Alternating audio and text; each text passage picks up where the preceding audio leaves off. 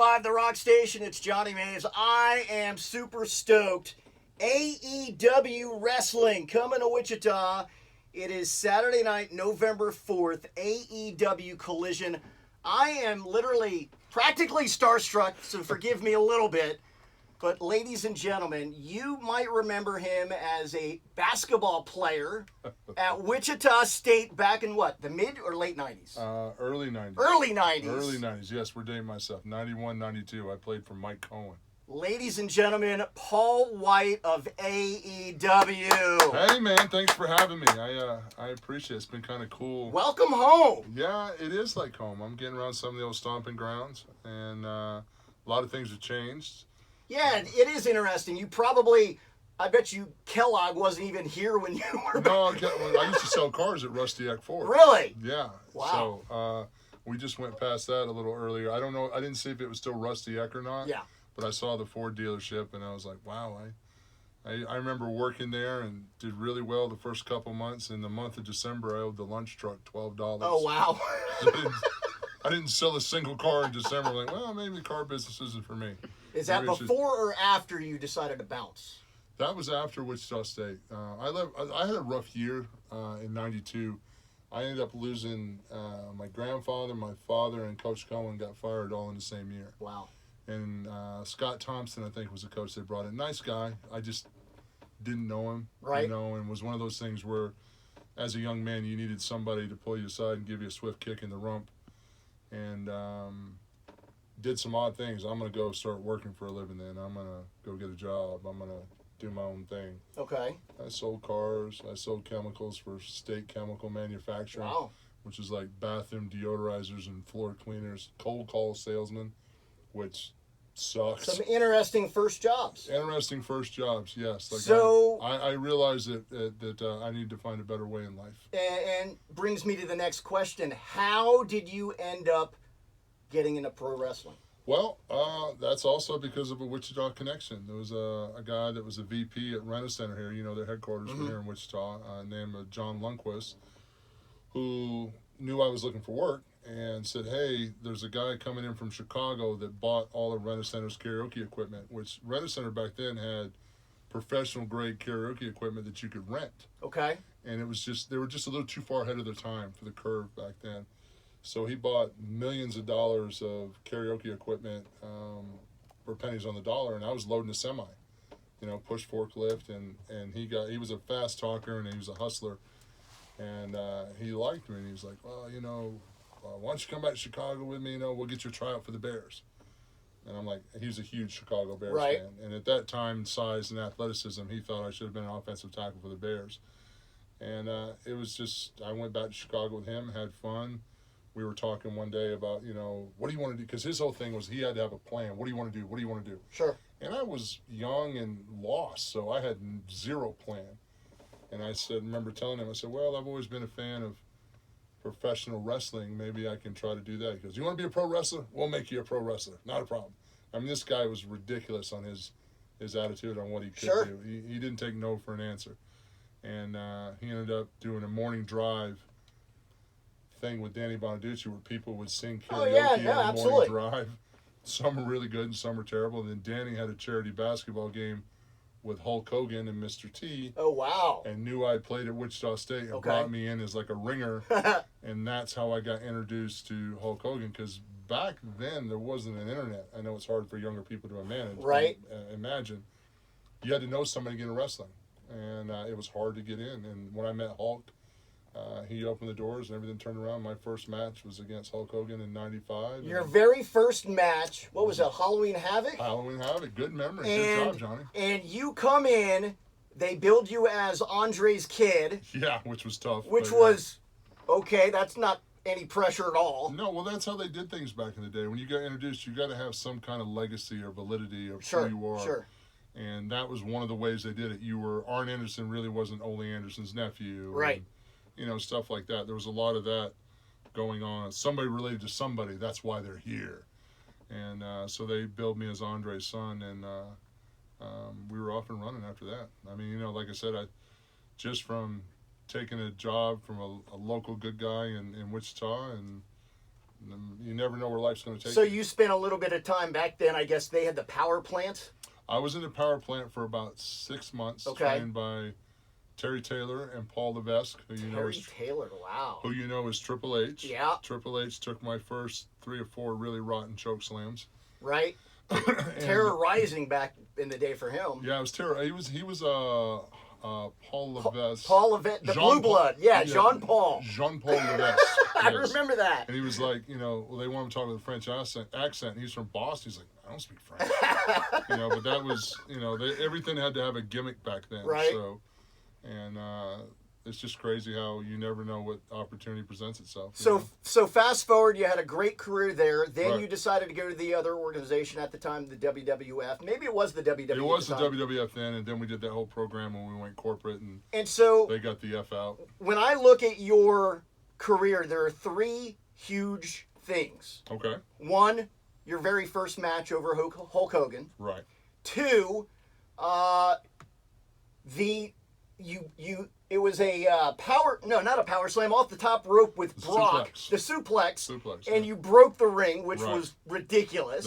I think that made the top 10 moments in wrestling history or something like that. And then obviously the Floyd Mayweather fight. The Mayweather stuff. Those are the 3 things that when I look at your career, I'm like, okay, Yeah. if those are the top 3, is there any other ones maybe? I mean, I was the first one to beat Brock Lesnar in the Garden when Paul Heyman did the turn. I've been very fortunate in my career to have a lot of great moments. Yeah. The business has been incredible. There's been so many great talents in the past 30 years. Right. And I've had a chance to work with most all of them. So And from a Cinderella story, I've had a very blessed career. I'm very grateful. And you've used your size to parlay that into... I sure haven't used my brain. You've used your size to break into Hollywood a Yeah. little bit. You've done some interesting characters throughout your career in Hollywood. Obviously, Captain Insano rings a bell.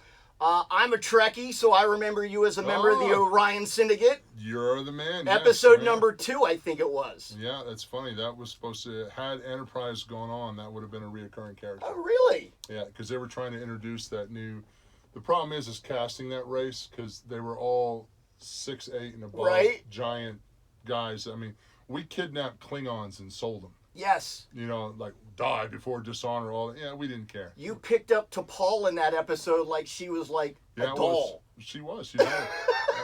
Jolene Blaylock. Yeah. She was only maybe 98 pounds. Oh, my gosh. Yeah, she was feisty, though. We had a lot of fun working with her. She had a great personality, and Scott Backley was great. And actually on that show, if you're a Trekkie fan, Brent Spiner was on that show. Yeah. He played his grandfather Yes. Soon, who invented Data. Yes. And they were all very, very nice and very, very cool. Like Scott was telling me, go ahead, sit in the captain's chair. I Right. said, no, man, I'm not worthy. Right. And it was on set, but I wouldn't sit in the captain's chair. One, I didn't want to break it.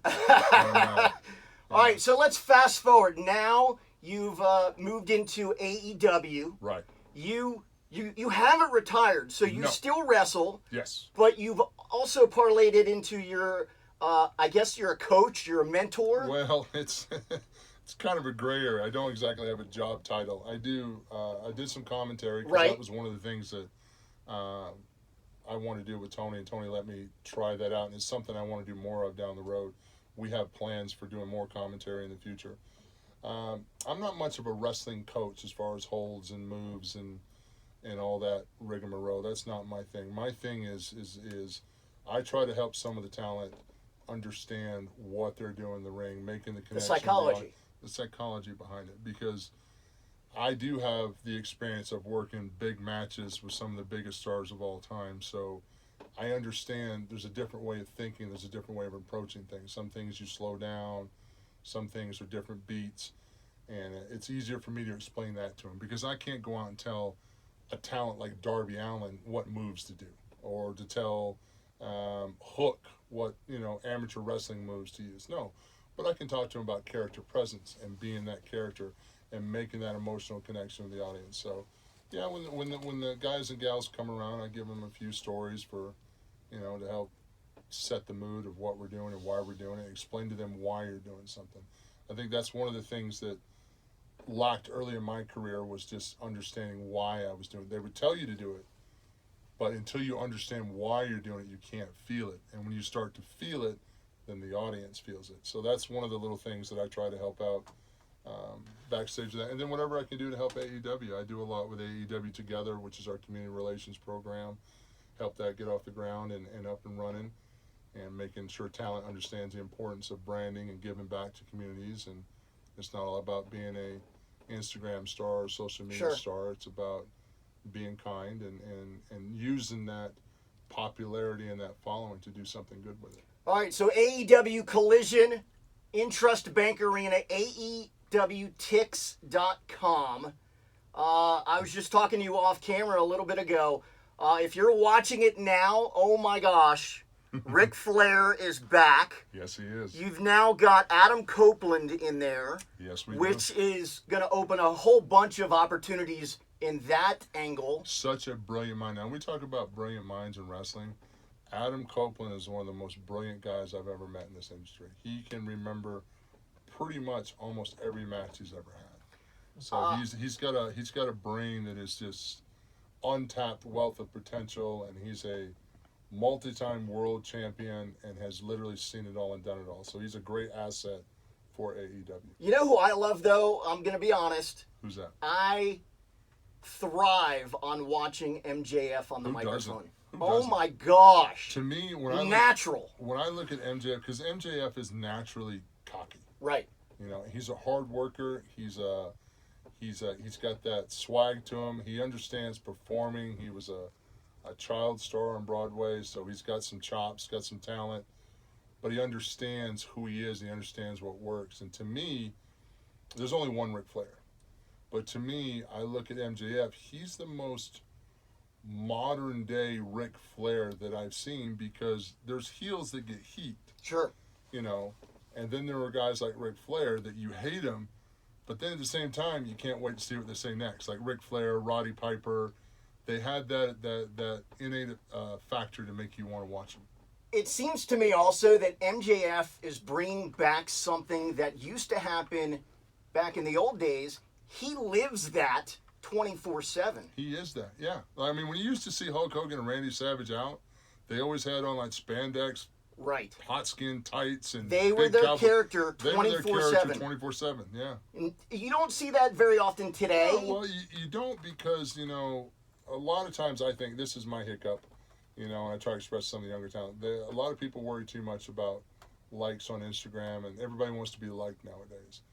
And what you don't grasp when you're younger is, if you're authentic in yourself, those that are going to like you are going to love you, and those that don't like it aren't going to like you no matter what you do. So You might as well be authentic and be yourself. He is incredible. MJF is great. Incredible. Yeah, he came to me for that little skit we did with Adam Cole, where they went fishing and caught Captain Zane. He goes, I got this crazy idea. I don't know. I said, do whatever you want. Whatever you want. He goes, really? I said, just tell me where to be, and we'll work it out. I said, no problems. Happy to be a part of it. Because you know he's that good. Sure. He's that entertaining. So even for me, I'll take that rub from MJF, absolutely, because it's funny. It was a good skit, you know. Although being in the Atlantic Ocean in 60-degree water, you know, that was kind of the rib on the whole thing. Like, you know, oh, wait a minute, I'm in the water? Okay, because I thought we were going to do like a green screen. Oh, yeah, we don't have that production. Yeah, I'm in the water. Okay, here we go. All right, let's do a little speed round. Paul White, AEW. Football or baseball, and your favorite team? Football. My orthopedics that take good care of me are from the Dolphins. Okay. So I was friends with Coach Gaze. I'm still friends, not friends, but when he was coach of the Dolphins, him and I were good buds. So I do have some Miami loyalties. However, my boss owns the Jaguars. That's true. Forgot about that. And I met Trevor Lawrence, and he is absolutely outstanding. He's a stud. He is, like, you just look at him. He's a stud. He is one of those guys. I was a Clemson fan too, so yeah, saw him in college. He is everything that is cracked up to be, and why he is who he is. Your go-to lazy dinner? My go-to lazy dinner? What do you mean by lazy? Just microwave or whatever. Oh, dude, hot dogs. Okay. Nathan's Jumbo all beef hot dogs. I think I know this answer. Star Trek or Star Wars? Oh, wow. You know what's funny? probably Star Trek, but I'm also that weird guy that's a Star Wars. But I'm a fan of the older Star Wars. Anything with Harrison Ford in it, I'm a fan of. Okay. Some of the newer stuff, like Jar Jar Binks, almost made me drop the entire franchise. Sorry. Though Wow, those are some fighting words to a lot of people. Though I liked Anakin, okay, because I knew what Anakin was going to become. So I want, like, when he had that rage when the Sand People killed his mom and he went off, I was like, oh, you guys have no idea. And then the end, when he became Vader and crushed the whole room, that got me excited. Outside of your immediate family, who do you text the most? Outside of my immediate family, who do I text the most? Your agent. No. Two people, really. I text Kurt Castor, who's a Wichita guy whose daughter was on my show, Ray Lynn Castor. Kurt and I send dumb dad jokes all the time. Nice. And I talk to Stone Cold a lot. Steve and I text a lot of stuff, trucks and sweet and stuff like that. Your favorite rock band? Favorite rock band? Wow, that is tough. It's a real big toss-up between anything Ozzy did, and believe it or not, I'm a huge Def Leppard guy. Oh, nice. I like Def Leppard, I do. I can't believe you didn't mention Fozzy. Well, Fozzy, I got another one, too. I played Dungeons & Dragons with Tom Morello, so you know what I mean? Like, why not Rage Against the Machine? Sure. Too? That's why I said it's a tough one. I was friends with Sebastian Bach from Skid Row for a while. There's another story I'll tell you later. When you sing karaoke, what's your go-to song you sing? Funky Cold Medina. Wow, nice. Marvel or DC? Ooh, I think Marvel's had better movies, but I will forever be a Superman fan. Most famous Batman's person. a punk. Anyway, sorry. Most famous person in your cell phone. Most famous person in. And you just dropped Stone Cold. You just dropped a whole bunch of people, but. Yeah, I mean, it's funny. I think when you run in certain crowds and you hang out with certain people, you're not really famous anymore. You're just friends. Who would win, Captain Insano or Thunderlips? Captain Insano. Okay, interesting. Yeah, Captain Insano, hands down. Captain Insano. Because technically they were both heels, right? They're both heels, but I think Captain Insano, it would have been a hell of a battle. I've never been asked that question. That is a great fan question. I'm just saying Captain Insano because I want to rib Hulk, but... and we're not done seeing him yet, right? Who? We might see him... Captain Insano is on the horizon. Okay, yes. Good. Okay, good. That's probably a little... there's a teaser right there. We're working on a lot of merchandise and marketing to make sure Captain Insano hits well. All right, a past wrestler who you wished you'd been able to wrestle. Past wrestler? Well, one, I'm still alive, but passed away would definitely be Andre. But my go-to in my heart that I know that I wish I would wrestle would have been Bret Hart. Okay. Somebody in the present you haven't wrestled yet. Could be in AEW, maybe not in AEW, but who would you like to wrestle today? Today, in our talent pool, there's a good list of names. I think one guy, and I've said on interviews before, that I didn't realize how good he was until I really watched him, was Kenny Omega. Oh, nice. Kenny's good. Like, I would have loved to have been a heel and worked Kenny Omega as a babyface. Now, wouldn't they probably put you up with somebody relatively your own size, a Wardlow or somebody like that? Well, Wardlow's not my size. Well... Let's not get ridiculous. Okay? Let's not get ridiculous. No, but I mean, if when you look at the roster, Hobbs... Well, Hobbs maybe. Here's the thing. I've worked with anybody from Ray to Kevin Nash. Okay, that's true. I'm talking about my personal... somebody that I would be interested in personally. Kenny. I think, like, mechanically, if you want to go that way, yeah. Myself and Satnam Singh. Satnam Singh's he's taller than I am. He's a big, strong, athletic guy. He's a little green, but I think Satnam down the road, if all the nuts and bolts hold together, I'd be a fun one too. All right, AEW Collision, November 4th, Intrust Bank Arena, AEWTix.com. Man, it's going to be awesome. Hopefully, I mean, I don't know what the card is. Could you be showing up on TV? Who knows? Anything is possible. Anything is possible, but I'd be very surprised if I wasn't doing something in Wichita. You would think, right? Because they usually do that. Just common You know, when they go to sense. Chicago, CM Punk shows up. When they go to a hometown, usually that performer shows up. Usually, yeah. And whether it's on camera or not, you're still going to get in front of the crowd. Exactly. Exactly. Yeah, we'll find something. I might get a guest commentary or something on Collision or something. I'll get to say hi to the Wichita fans. Nice. Ladies and gentlemen, Paul White. Thank you, Tony. And no, I am not going out to the bar with you later. I have a flight home tonight. If I go out to the bar with you, I know I might go missing for 2 days. Right? So no, I'm older and mature from that. I am just going to say no.